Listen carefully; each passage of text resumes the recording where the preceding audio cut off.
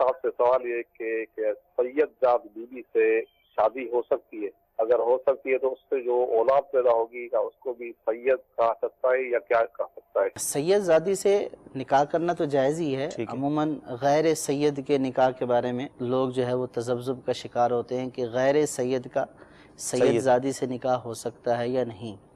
تو سید زادی کا نکاح غیر سید سے اس کی رضامندی کے ساتھ اور اس کے والد، دادا، اگر والد نہیں ہے تو دادا، اگر دادا والد دونوں نہیں ہیں تو چچا وغیرہ کی رضامندی سے اس کا غیر سید سے بھی نکاح ہو سکتا ہے، اور اس میں شرعاً کوئی ناجائز والی بات نہیں ہے۔ دوسرا سوال ان کا آگے یہ تھا کہ اولاد کے بارے میں کیا ہوگا۔ تو نسب جو ہے وہ باپ سے چلتا ہے، تو نسب میں باپ کا اعتبار ہوتا ہے۔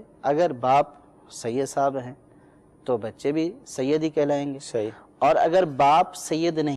مدنی چینل کے ناظرین، یہ روح پرور مناظر ہیں عاشقان رسول کی دینی تحریک دعوت اسلامی کے شعبہ FGRF کے تحت غزہ فلسطین میں خیر خواہی امت کے مقدس جذبے کے تحت عید الاضحیٰ کے موقع پر ہونے والے امدادی کاموں کے، جہاں اللہ پاک کے آخری نبی محمد عربی صلی اللہ علیہ وآلہ وسلم کی دکھیاری امت کی خیر خواہی کے لیے وقتاً فوقتاً کھانے و پانی سمیت دیگر اشیاء ضروریہ کی تقسیم کا سلسلہ جاری و ساری رہتا ہے۔ اسی مناسبت سے عید الاضحیٰ کی خوشیاں دوبالا کرنے کے لیے FGRF نے غزہ فلسطین کے مقامی عاشقان رسول کے بچوں کے لیے مختلف ملبوسات تقسیم کرنے کا سلسلہ کیا۔ غزہ فلسطین میں ہونے والی اس تقسیم کو مقامی عاشقان رسول نے سراہا اور دعوت اسلامی و FGRF کو دعاؤں سے نوازتے ہوئے اپنی نیک تمناؤں کا اظہار بھی کیا۔ مدنی چینل کے ناظرین، آپ بھی دعوت اسلامی کے تحت ہونے والے دینی و فلاحی کاموں میں پیش رہتے ہوئے دین متین کی خدمت اور فلاح امت میں اپنا حصہ شامل کیجیے اور اجر و ثواب کمائیے۔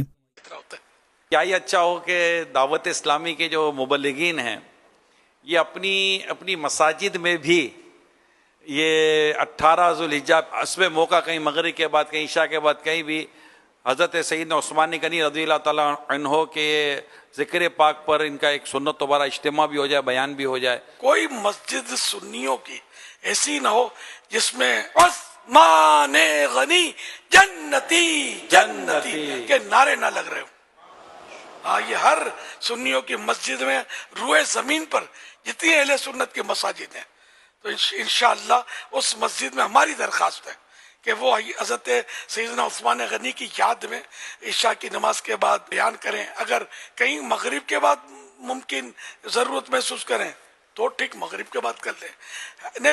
حسب موقع کوئی ایک بیان عثمان غنی رضی اللہ عنہ کی سیرت پر ہو، اور وہاں جہاں جہاں من پڑے لنگر ہو، نیاز چاروں طرف بٹ رہی ہو،